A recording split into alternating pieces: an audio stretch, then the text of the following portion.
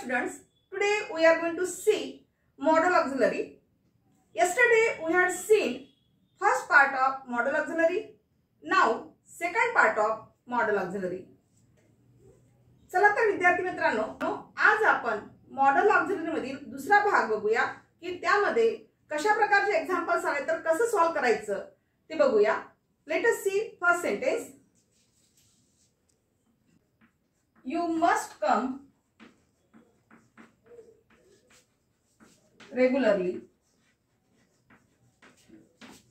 आता बघा ब्रॅकेट मध्ये तुम्हाला कसं प्रकारचं इन्स्ट्रक्शन येईल पेपर मध्ये. rewrite using modal auxiliary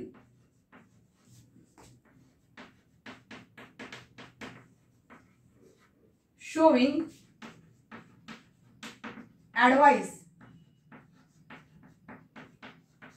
बघा जर अशा पद्धतीने विचारलं असेल तर कशा प्रकारे आपल्याला मॉडेल ऑक्झिलरीचा वापर करता येईल अशा वाक्यामध्ये. Rewrite using modal auxiliary showing advice म्हणजेच काय, आपल्याला ऍडवाइस दर्शवणारं मॉडेल ऑक्झिलरी वापरून वाक्य पुन्हा लिहायचं आहे. ठीक आहे. See answer. आता नेमकं काय होईल यासाठी तुम्हाला ही माहिती असणं आवश्यक आहे. काय ऍडवाइस हे जे फंक्शन आहे हे कोणत्या मॉडेल ऑक्झिलरीचं आहे यासाठी तुम्हाला माहिती असणं गरजेची गोष्ट आहे. ठीक आहे. चला तर ऍडवाइस कशाने दर्शवला जात असतो तर यासाठी प्रॉपर जे काही मॉडेल ऑक्झिलरी यूज केले जाते ते म्हणजे कोणतं असते, शुड. चला मग आता आपल्याला शुडचा वापर वाक्यात करायचा आहे. तर सगळ्यात पहिले सब्जेक्ट घेऊन घ्या यू. त्यानंतर आपल्याला सब्जेक्टच्या नंतर आपल्याला शुड वापरायचं आहे. शुड हे घेतल्यानंतर हा मस्टला ओमिट करायचं वाक्यामधून. शुड घेतल्यानंतर डायरेक्ट मेन वर्ब घ्यायचं. या ठिकाणी मेन वर्ब कोणता आलेला आहे, कम. आणि after then you write remaining part of sentence regularly. बघा आन्सर कसं झालेला आहे, you should come regularly. Let us see another example. Lead poisoning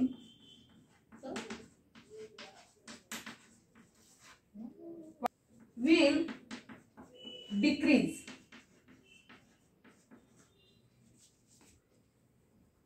Will decrease. मध्ये इन्स्ट्रक्शन बघा.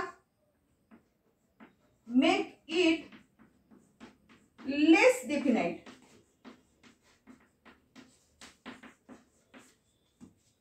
हे जे सेंटेन्स आहे हे 2019 मध्ये आलेलं आहे एक्झाम मध्ये. Lead poisoning will decrease. आता या ठिकाणी कसं विचारलेलं आहे तुम्हाला, मेक इट लेस डेफिनाइट. म्हणजे दिलेल्या वाक्यामध्ये लेस डेफिनाइट हे फंक्शन ज्या मॉडेल ऑक्झिलरीने शो केलं जात असते, इंडिकेट केलं जाते, त्या मॉडेलचा वापर करून वाक्य लिहायचं आपल्याला. ठीक आहे. मग यासाठी लेस डेफिनाइट हे जे फंक्शन आहे हे कोणता त्या ठिकाणी कोणत्या मॉडेल ऑक्झिलरीचा वापर म्हणून केला जात असतो तर या ठिकाणी लेस डेफिनाइट साठी मे वापरल्या जात असते. ठीक आहे. चला मग हे कशा पद्धतीने वाक्यामध्ये बघा. Lead poisoning. लीड पॉइझनिंग या ठिकाणी विल ला कट करा. विल कट करून काय वापरायचं आहे, मे. कारण मे काय इंडिकेट करते आहे, लेस डेफिनाइट. तर त्यामुळे आपण मेचा वापर केला आहे. त्यानंतर जे काही वर्ब असेल ते वर्ब ॲज इट इज घेऊन घ्या, डिक्रीज. म्हणजे आन्सर बघा कसं झालेलं आहे, लीड पॉइझनिंग मे डिक्रीज. ठीक आहे. Now see another example. He may come tomorrow. आता ब्रॅकेट मध्ये बघा कशा प्रकारचे इन्स्ट्रक्शन दिलेलं. यूज मॉडेल ऑक्झिलरी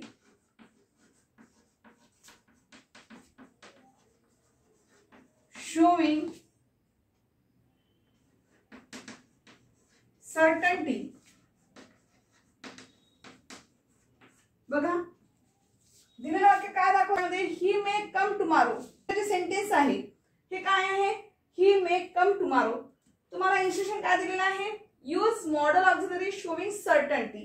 म्हणजेच काय, सर्टन्टी दर्शवणारं तुम्हाला मॉडेल ऑक्झिलरी यूज करायचं आहे. तर या ठिकाणी सर्टन्टी कशामुळे दर्शवली जात असते, विल मुळे. त्यामुळे सरळ सरळ वाक्यामध्ये विलचा वापर करा. म्हणजे ही विल कम टुमारो.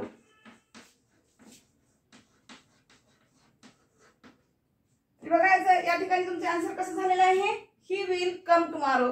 म्हणजे सर्टन्टी हे जे काही फंक्शन आहे तर हे फंक्शन नेमकं विलच्या साठी वापरल्या जात असते हे लक्षात ठेवायचं विद्यार्थी मित्रांनो. ठीक आहे. Let us see another example. You are not allowed to go. Bracket मध्ये काय इन्स्ट्रक्शन दिलेलं आहे? Use modal auxiliary expressing prohibition.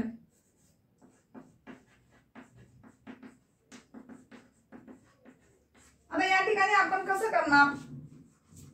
तर सगळ्यात पहिले लक्षात घ्यायचं की आपल्याला मॉडल ऑक्झिलरी एक्सप्रेसिंग प्रोहिबिशन म्हटलेलं आहे, म्हणजे मनाई. प्रोहिबिशनचा अर्थ काय होतो? मनाई, परवानगी न देणे, मनाई करणे. तर you are not allowed to go दिलेला आहे. मग या ठिकाणी वापर करताना कसं करणार आपण? तर प्रोहिबिशन साठी नेमकं कोणतं मॉडल ऑक्झिलरी यूज केलं जात असते? तर या ठिकाणी मे चा वापर केला जात असतो. यू मे दिलेलं वाक्य निगेटिव्ह असल्यामुळे याला सुद्धा खालीच घ्या. You may not.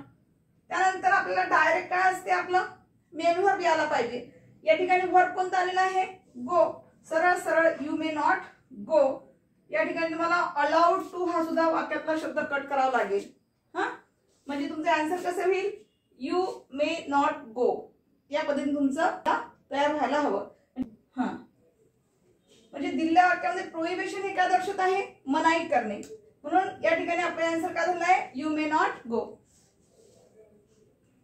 In this way we have seen second part of modal auxiliary. तर आजच्या तासामध्ये आपण मॉडल ऑक्झिलरी कशा पद्धतीने वापर करायचा याविषयी बघितलेलं आहे की जेणेकरून पेपरमध्ये कशा पद्धतीचे इन्स्ट्रक्शन आलेलं असेल तर त्या इन्स्ट्रक्शनचा फॉलोअप आपण कसा करणार, तर हे आपण आजच्या तासामध्ये बघितलेलं आहे. In the next video we will see the next part of grammar.